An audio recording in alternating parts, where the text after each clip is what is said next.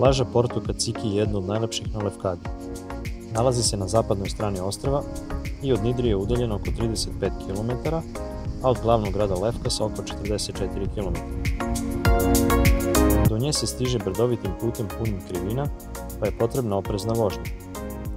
Iznad same plaže se nalazi prilično veliki parking, a cena parkinga je 10 € po danu za automobile i 2 € za motocikle.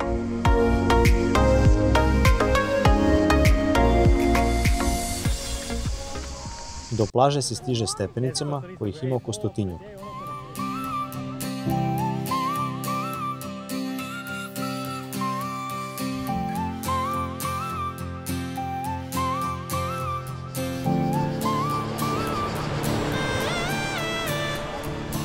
Na samoj plaži nema mobilijara niti mogućnosti kupovine hrane i pića, pa ili morate poneti svoje ili kupiti u maloj prodavnici koja se nalazi iznad plaže.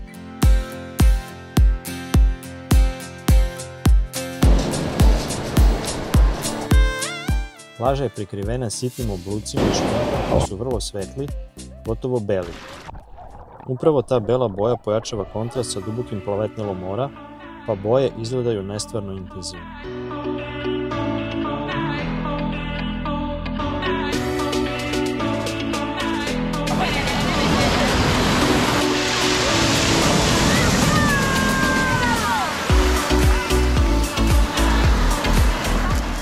Obluci su glatki, pa hodanje nije neprijatno, ali preporučuje se obuća za vodu jer se pri ulasku u more osjeti nagli pad dubine, a kamenčići mogu biti klizavi.